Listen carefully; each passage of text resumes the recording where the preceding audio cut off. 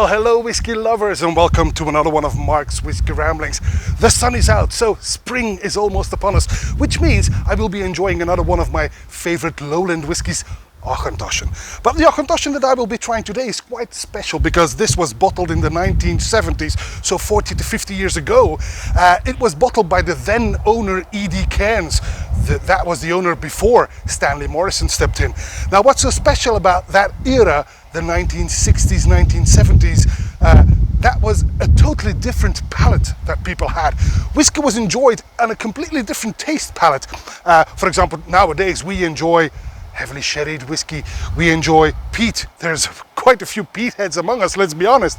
But way back then, the palate of the whiskey lover was much lighter, much less complex, to be honest. It was more of an aperitif style whiskey, an after dinner drink, but it did not have to be that heavy flavored, let me put it that way.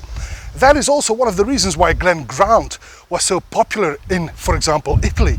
Well now, the one I will be trying today was also very popular in Italy, and it was an Auchentoshan that had a completely different name. Well, completely.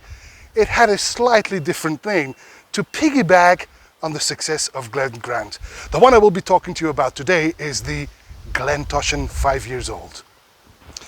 Now, when they brought it out to the European market, it was of course labeled Auchentoshan.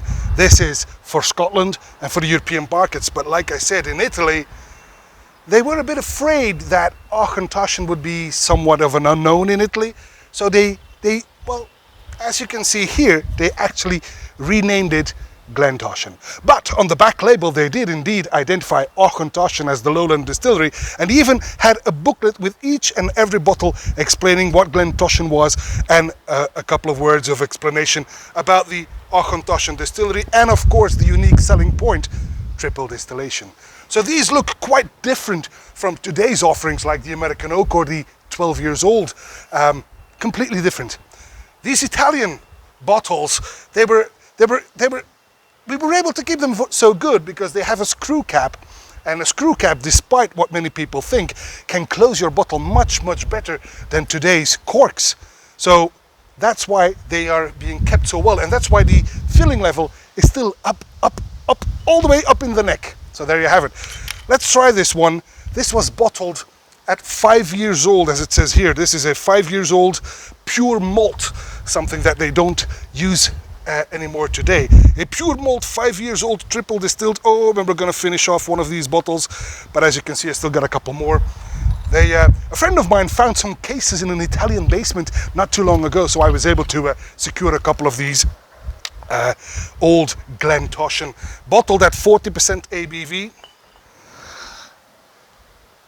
Now remember, this is 5 years old and was released by E.D. Cairns between 69 and 76, meaning this is actually a late 1960s distillate, most likely, or at the latest 1970, the year of birth of the Toshan man. It's got this beautiful full golden color. This is full golden, which basically means that this is probably a mix of bourbon cask matured and sherry cask matured Auchentoshan, but very young, 5 years old only. Let's find out if this is still any good on the nose. Oh, this is lovely. The first thing that captures my attention are indeed some sherry notes. I get some oranges, marzipan, hazelnuts. Beautiful. But the typical triple distilled DNA from Auchentoshan is there. The citrusy notes are there. The freshly cut grass is there. But this is clearly upholstered with some sherry matured Auchentoshan, making it quite beautiful, quite fruity and summery. This is nice. Ooh, cool. And to think it was matured in the 1960s, early 70s. It spent only 5 years, perhaps a tiny bit more, but only 5 years on a cask, and now it has been sitting in the bottle for 50 years. That's liquid history, isn't it? Well, let's find out on the palate.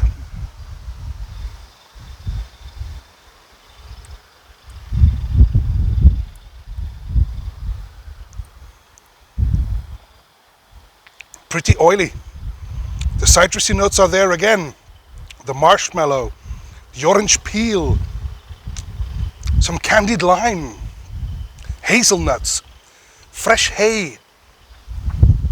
This is good and pretty oily, in fact, and much more to my liking, to be completely honest, than today's entry-level offering of American oak.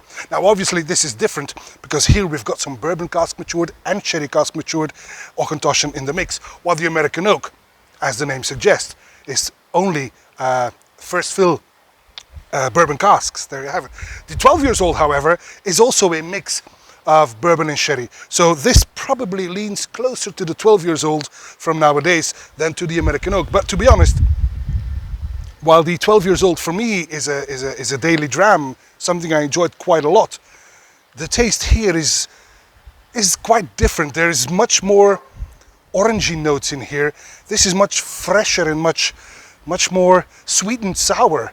And sour not in a bad way. So sweet and sour like oranges and grapefruit. Pretty good on the finish.